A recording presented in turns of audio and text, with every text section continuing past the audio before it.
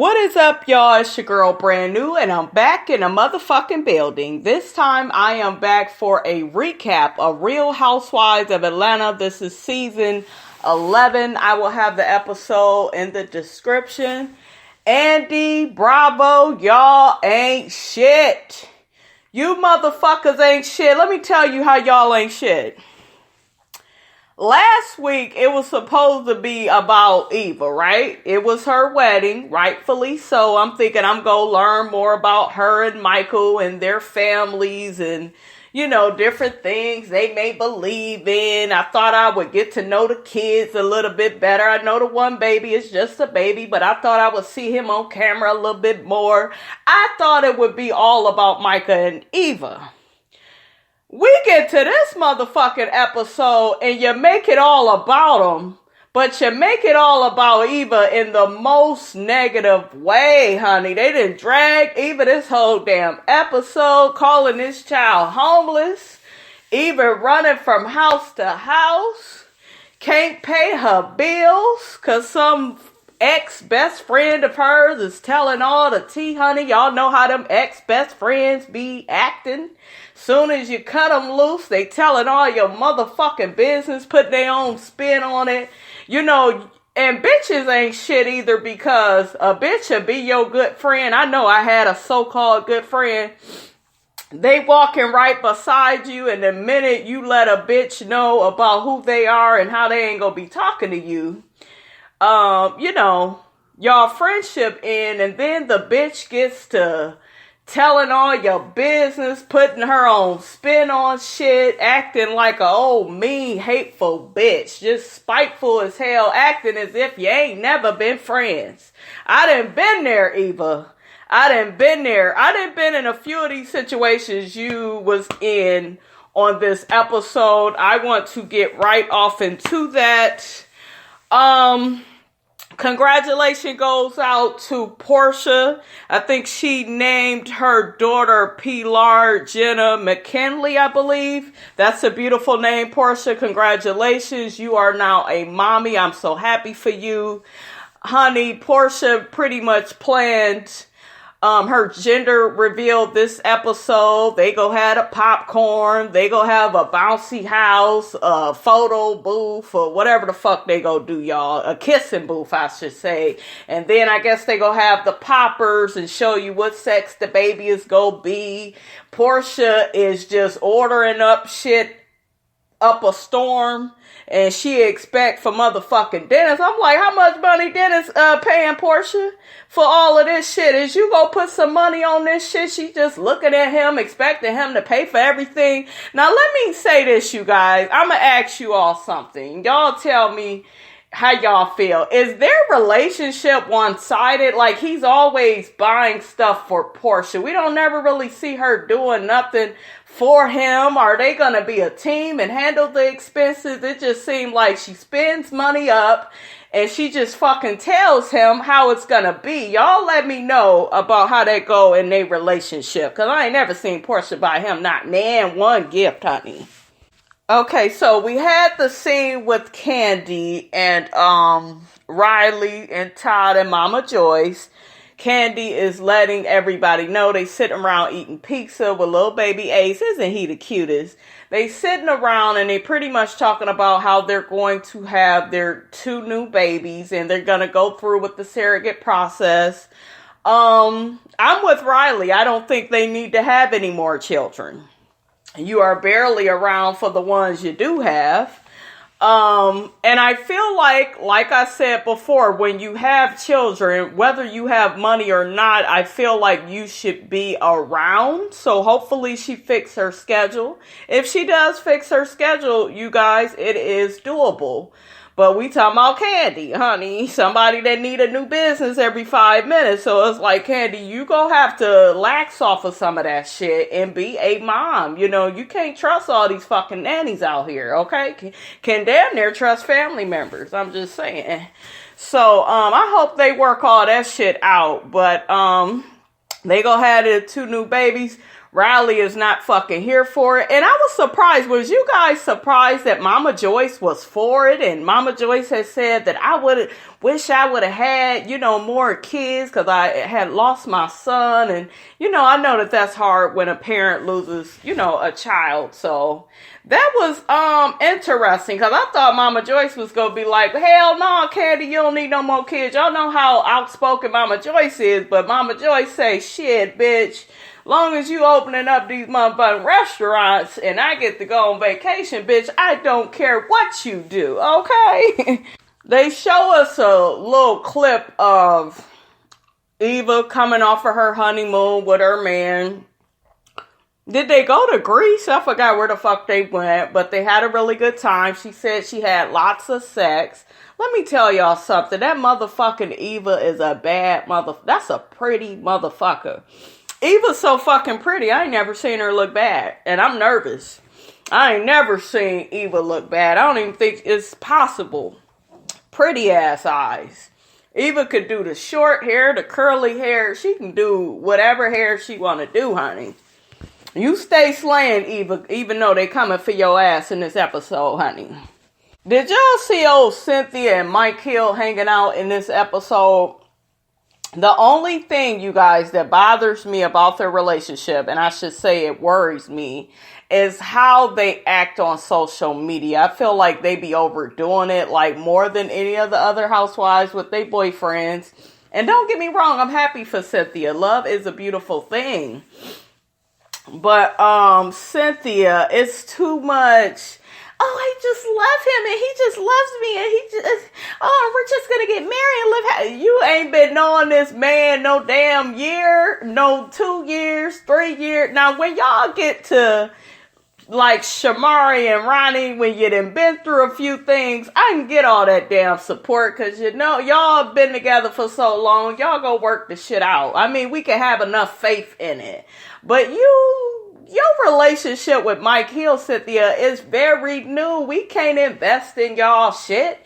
He knew. You done been from Leon to Peter to Will. Like Cynthia go through men like she changed her damn drawers. So I don't know to be invested in the man. I feel like y'all acting like these goddamn junior high schoolers. I don't even know if teenagers, if like high schoolers act the way y'all do. Y'all just, it's something a bit, I don't know. It's something a bit weird with her and Mike Hill, like how they act on social media. And I just love you. And you're just, oh my God. And it's just like, we get y'all love each other. I don't want them to hate each other, y'all, but I need them to slow down, okay? And Cynthia, you a damn fool talking about getting married. The way Peter burnt your goddamn credit, bitch, that should be the last thing you thinking about. I need you to get back to season 7 when you said, what the fuck did you say? Oh, you said life is about choices and I choose Cynthia. I need you to get right back there, honey, and choose Cynthia, not Mike. Focus on Cynthia. We don't know if Mike is a good time guy or if he go last a lifetime. We don't know, but you got to get to know the man. When did y'all go figure this out on this damn show? And the more I think about some of these people in these relationships, I think, you guys, the longer these girls are on here, even Kandi with her kids that she want all of a sudden, I feel like it's just for them to stay on the show. Like it's a storyline. Like, well, I got these kids coming. I know they gonna want to see my process. Kandi, you can get up off this show. And Kandi, let me get on your ass because I heard you out in the streets talking about if Phaedra come back, your ass leaving the show. Bye, bitch. You can leave. I would rather have Phaedra any day, okay? I would rather have Phaedra on here. Phaedra would have more of a storyline than you. What the fuck else we need to see you do, Kandi? We done seen you fuck on these women on this show, get all freaky with them and shit and kiss them. And I mean, you did damn near full lesbian, Kandi. Ain't nothing wrong with it. But you're married. Oh, there is something wrong with it. Look, I be forgetting about Ty because all I see is you on some bitches. So, I mean, I'm just saying, what else is there for you to do? You got all these old lady gangs. Okay, now you about to have more kids. We're not interested. Okay, we see you. We see each other. And it's time for you to get off this show. And I saw the preview to next week. That motherfucking Kenya is back. I was not happy to see that bitch. I was disappointed. Normally, you know, when NeNe came out, what was that, season 8, we hadn't seen NeNe. I was excited to see NeNe. When Kim came talking her shit, I wasn't even all that bothered. It was like, oh, okay, here go Kim. And then when Kim and Kenya got into it, that was real good, you know. I was here for that. But for some reason, seeing Kenya pregnant, it just seemed so season 5 or 6. It was like, I'm over her. There's nothing new with her. We got Eva. We got Shamari. We got real housewives with real husbands. And they actually want to share their lives. Let's not allow this fake ass bitch to get back on this show. All she gonna do is talk to the goddamn voicemail, because didn't her motherfucking husband tell Andy's colleagues that he didn't like the show and Kenya shouldn't be on it? It's not a good representation of black women. Why do we need that negative bad energy on this show? Twirl your ass away into your new life, honey, and go get you some government assistance, honey. Ain't nothing wrong with a food stamp, okay? Food stamp, feed that new baby of yours. That baby is beautiful. Too bad Kenya is the mother, but you know, beautiful baby Kenya. You did right there, girl. But get you some government assistance, some Medicaid while you can, because y'all know Trump, he tripping and shit. He about to strip all that shit away. Get you some Section 8, Kenya, and move on. You don't need the show, girl. Bye, girl. Okay, so we have this scene with NeNe and Greg, and she's basically letting Greg know that she's frustrated and, you know, she has been feeling hurt and frustrated and alone in her marriage for a long time now, ever since Greg has gotten cancer.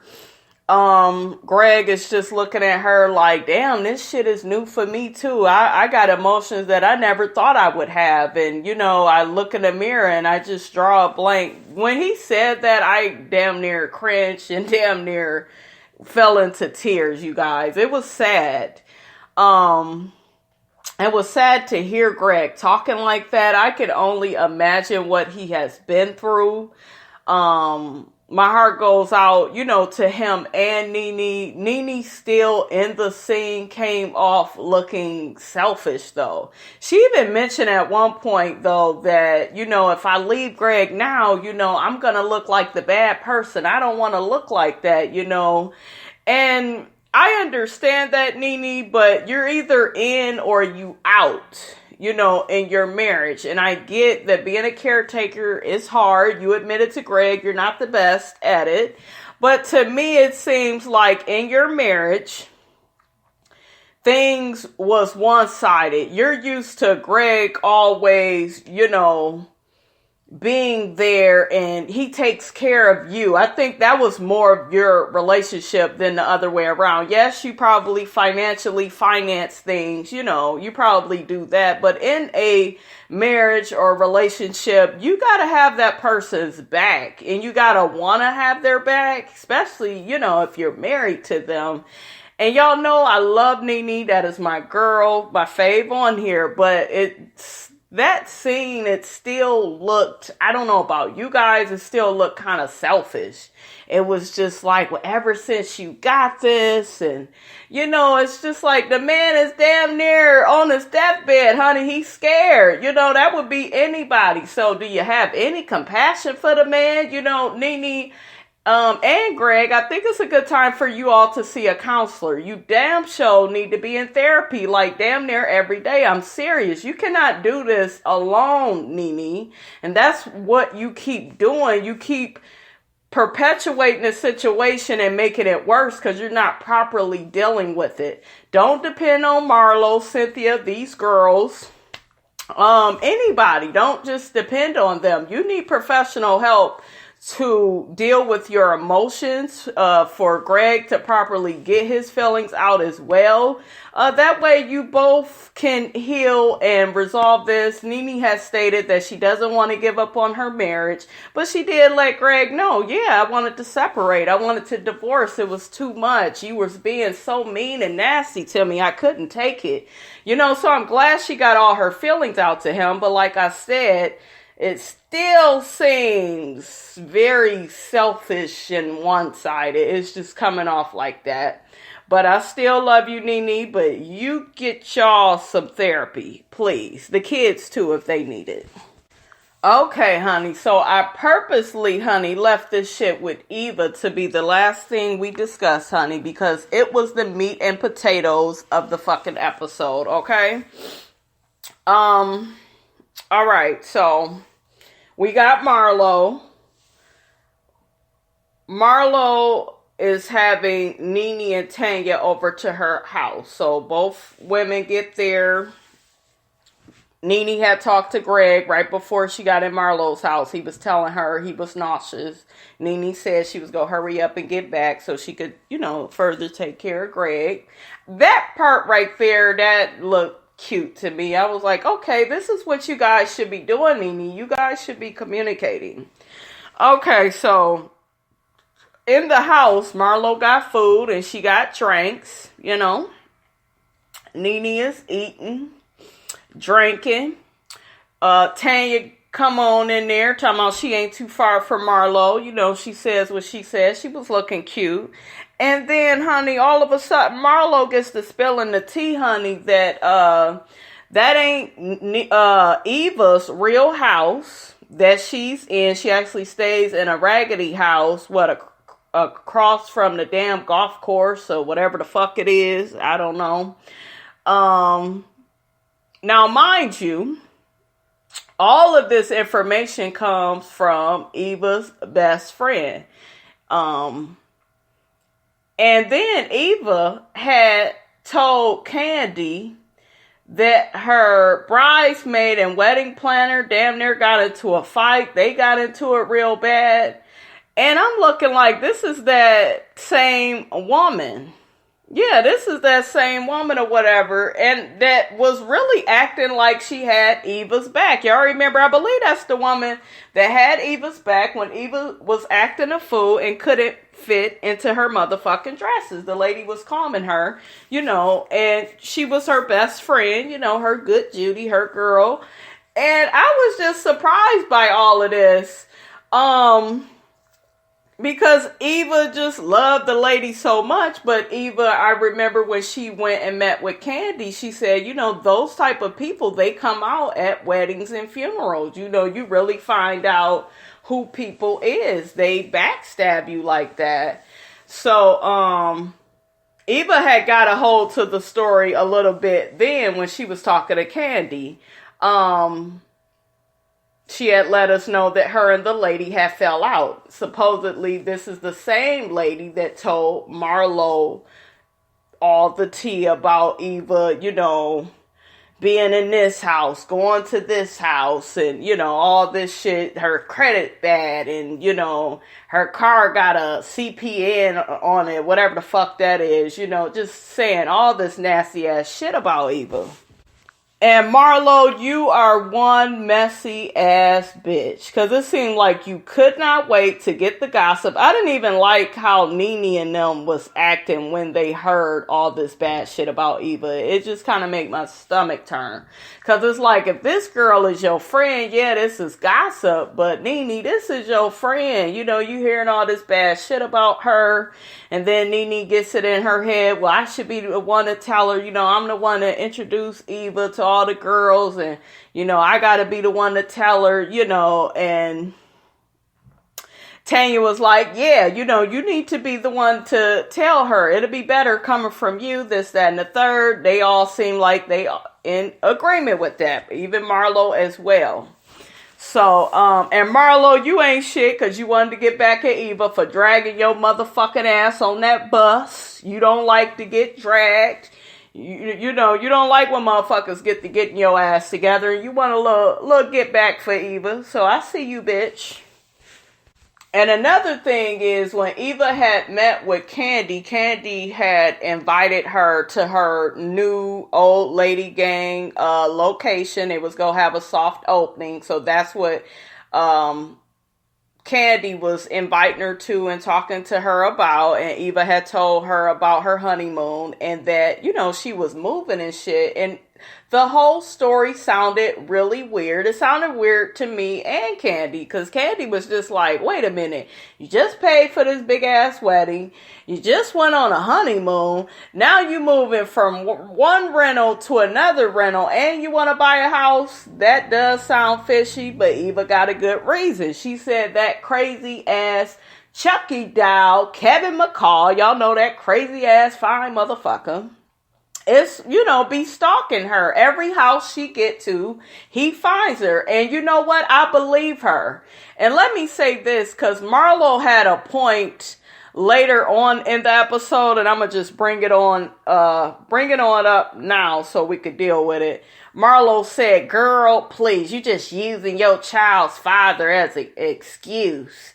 That man ain't thinking about you. It ain't that deep. You ain't got to move all those times. Bitch, have you ever been on the run from a crazy ass man, a crazy ass abusive man? These men are crazy. Okay, there are women out here losing their lives to domestic abuse. Okay? And for Marlo to make that passive ass fucking comment, oh, he ain't checking for her like that. Well, why the fuck he keep finding her? Why the fuck she gotta keep getting motherfucking restraining orders? That shit is serious. And motherfuckers don't understand that shit. I done been involved in that type of shit. Matter of fact, my situation I shared with some of the ladies in the Real Housewives of Atlanta group is a little bit similar to Eva. Where my man is my daughter's father, like, her new father or whatever. I don't deal with her old father shit. He fucking crazy. And, he's a lot like that goddamn Kevin McCall. They're rappers, and they just nutty as fuck. Okay? Crazy as hell. But, Marlo, how you go judge this woman and why she had to move? Okay? She's trying to stay alive. And matter of fact, Eva's best friend was murdered by a crazy ass man. So, and I haven't had to move and be doing all of, the shit that Eva is doing, but I have been in a similar situation. So I understand what Eva is going through. You gotta move. I think she said that she seen him on the fucking balcony. He pops up wherever she is. Motherfuckers are crazy, okay? And they don't give a fuck about restraining orders. They will still contact you. They still got to have the last word with you. Just fucking crazy. Even NeNe brought up to Eva later on in the episode that she dealt with a motherfucking crazy man. And I believe in NeNe's book, she has said that her ex, which is her child's father, the first one, Bryson, his dad, had pulled a gun out on her. I believe she said that in her book. So these motherfuckers are crazy. And I think NeNe really understood that because she went through it. Marlo, you wouldn't know shit about it because unless it has to do with fashion, you don't give a fuck about it and it ain't got shit to do with your life. So shut up, bitch. Okay, so we are all at Kandi's soft opening for Old Lady Gang. Kandi, you did your thing. I'll give you props. Y'all know I don't do Kandi like that, but that motherfucking place looks nice, and I am fucking here for it. Them drinks look good. Them little banana puddings you had, Kandi, look good. I'll give you your props. Now, maybe if you update that other one, then I won't have no problems with you. I believe she renovated the other one. I believe so. Anyways, all the girls are there. They're all gonna, meet there to celebrate with Kandi on her opening up, the second OLG. And it's supposedly all this tea with Eva, honey, is gonna be spilled there. Now, y'all know Tanya got the information along with NeNe from Marlo.